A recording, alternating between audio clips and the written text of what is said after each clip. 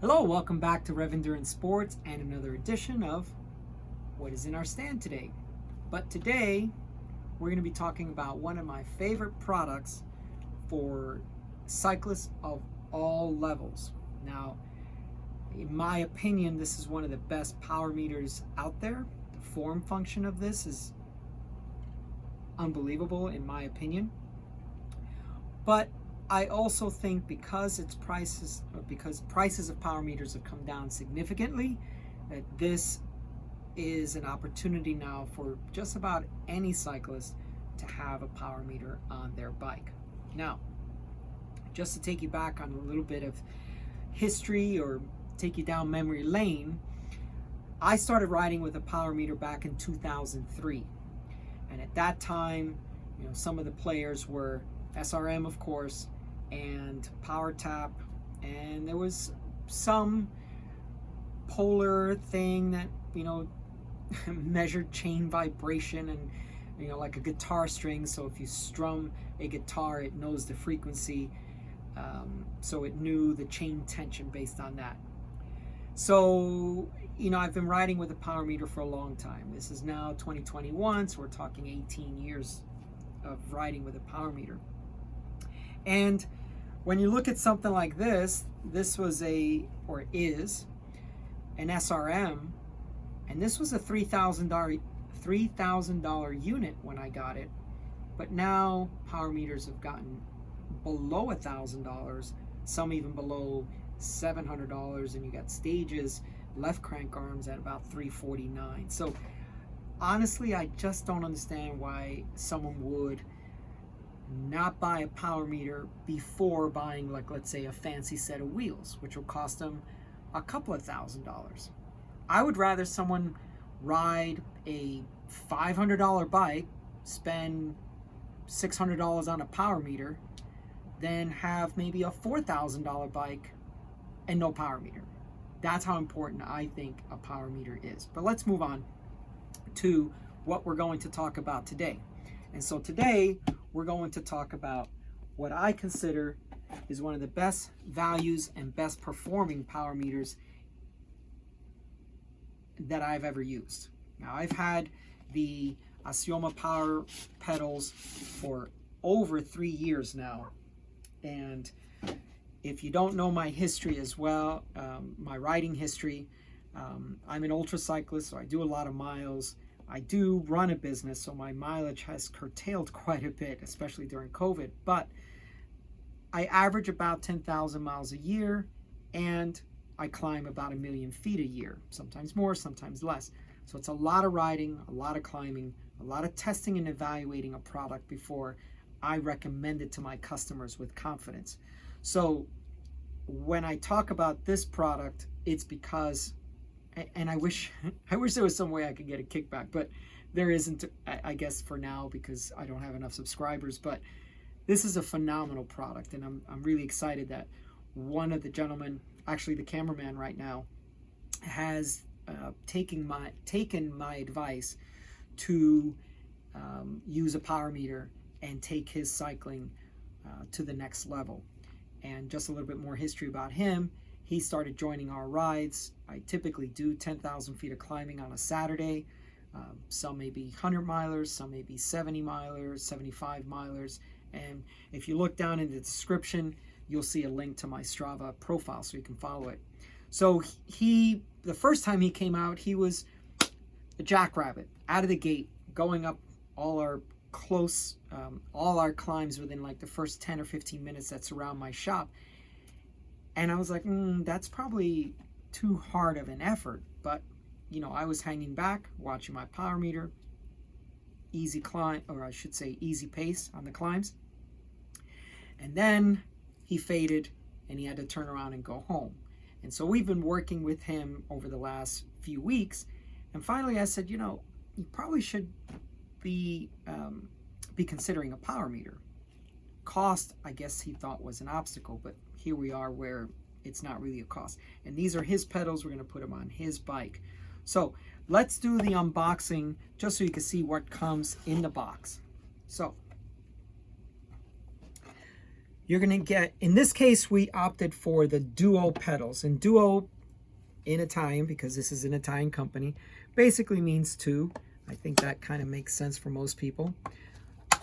So if we look at this pedal, obviously the first thing you're going to see is, well, that looks goofy. But in actuality, once your shoe is in the pedal, you don't even notice this. Now, the power meter is in the spindle that goes through the body of the pedal.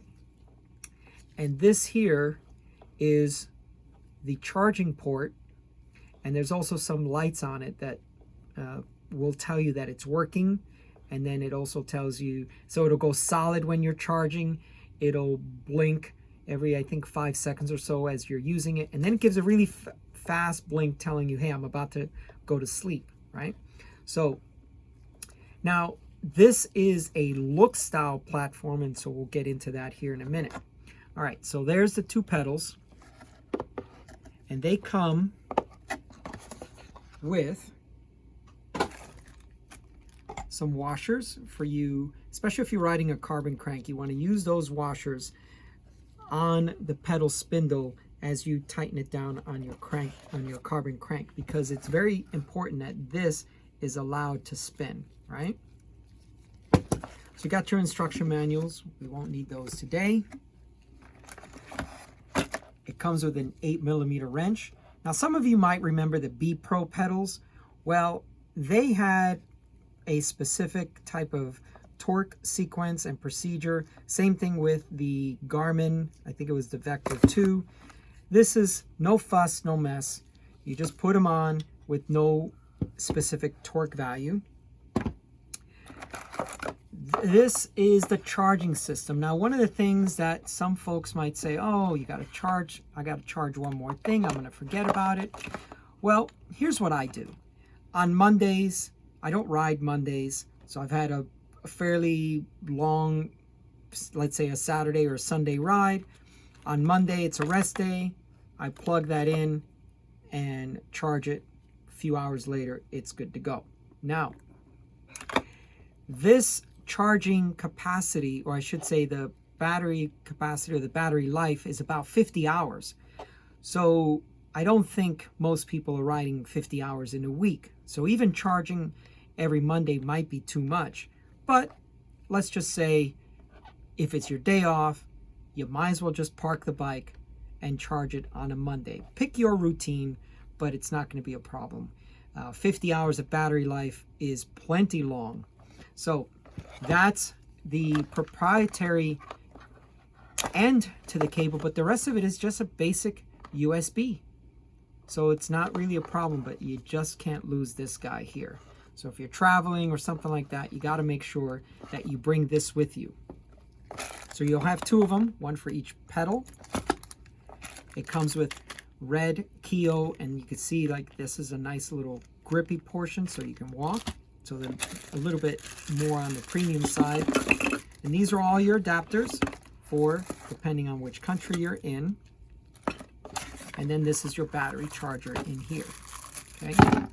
So basically you plug in whatever adapter you need for your country, and the USB will then go right there and right there, and then connect it to your pedal right there, and that's it. Okay, and here's for the US market. Okay, and that's it. Now, what I have noticed is some folks, they come to me, oh, my pedals didn't charge, I don't know what's going on. You have to make sure that these contacts are clean, and you have to make sure that the lights, when they come on, that they are a solid light and they're nice and bright. Okay, sometimes you'll put this on and it'll just be a little bit dim, so that's not correct. Correctly attached for charging purposes. All right, let's move this box out of the way, and we can move the charger out as well, and the pedals for later. So some folks are like, well, you know, form function, yeah, that sounds good, but how much do they weigh? So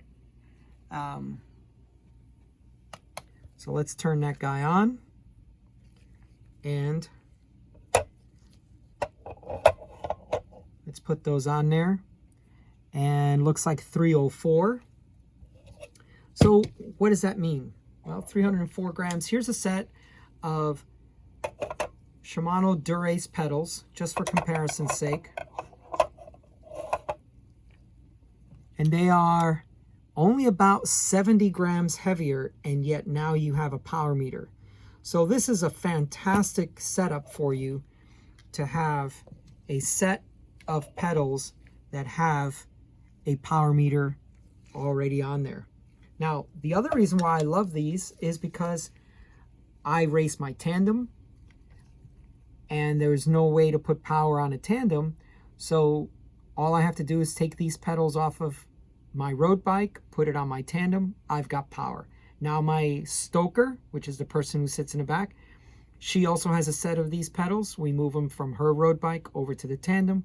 We both have power on the tandem. You can also put these, in my case, I put these on my fixed gear, and I ride them that way as well. So all good stuff when they are a pedal system. Now, what we're going to do is just real quick talk about installation of these pedals, and the just something really basic, as in how pedals are installed. So in my opinion, because these are so easy to install, that's what makes them a very, very good system. And as a bonus, let's talk about how you remove pedals. Now, I've already started this just for the video's sake and saving time. Whenever you're going to remove a pedal, both it's a reverse thread, or which one is the correct way, which one's not the correct way. Look, the easiest way to remember it is always take your wrench to the rear of the bike. Okay, so if you have a nut here where it's got wrench flats, take that towards the back of the bike on both sides. On both sides. Same thing if it's a type of pedal, like let's say this Shimano one, because this right here is how you break into it to get to the bearings and service the bearings. So it doesn't have wrench flats here, so the wrench flats are actually coming from the inside of the bike, right? So always to the rear of the bike, regardless of what side of the bike you're on. Okay, so that one's to the rear. We're going to do this one as well. To the rear. Okay. Now, this is a Shimano crankset, so you don't really need a washer. And so I always dab a little bit of grease on the threads, because what's really important is having these pedals not seize up on you when it's time to take them off. So always to the rear of the bike to take them off, always to the front of the bike to put them on. So I like to see the wrench. Okay, it's come through. Now I got it on there, and I just turn it until I get the thread started. And if I feel a little bit concerned that maybe I'll strip it, this ends up being a nice little thing, because now I can just do this with my hand and get the thread started. So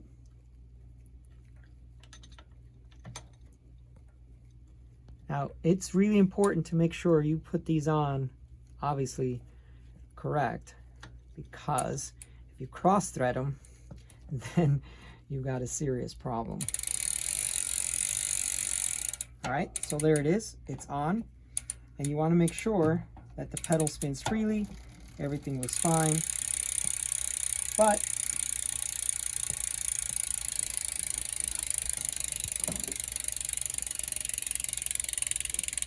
you can also take a washer, which I think I've always done just for a little bit of clearance. And these are 1 millimeter. So your Q factor is not affected that much by these. So not really a concern. So we screw it towards the front of the bike. And normally I would do that same trick here of spinning the crankset, but we'll just do this by hand. Okay, and once it's in there by hand, then give it a nice little cinch going forward, and then cinch going forward, and you're done. That's how easy it is to put a power meter on your bike and move it from bike to bike to bike.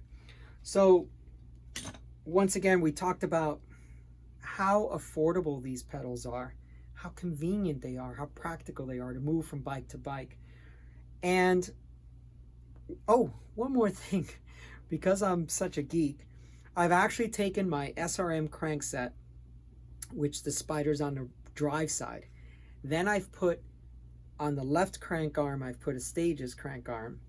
Then I put these pedals on, and then I had a power tap hub with 4 cycling computers on my handlebars, receiving inputs from all 4 power meters. They're all Bluetooth, so not any confusion. And the SRM and these pedals, remember the SRM is a $3,000 unit, or it was back in 2009. And then there was another version that was about $3,500 with the new chain rings and stuff, but the Dura-Ace level. And these pedals track so well that I was like, okay, it makes a lot of sense for people to ride with a power meter now. But this may not be the right power meter for you. Maybe based on your situation, you may need a different power meter. It's just the one that I think works best for most of my clients, most of my customers, and most of the people I ride with. I've got my core group of about 4 or 5 people on this pedal. They've been riding it. They also do these very long rides with me, 500 milers in August, and then we did another 500 miler in September. But we just don't have any problems with these pedals. No fallouts of power metering. It's a dual side. Oh, why dual side over single side? Well, one of the core people in my group, he crashed and broke his femur. And we initially spoke about, well, he thought, well, maybe I'll go with the single-sided one. I don't know that I need a dual-sided one. Got the pedals, we rode, he crashed, he broke his femur, and when he came back, he noticed a huge disparity between his left leg and his right leg, and he's been working very hard at evening out that discrepancy.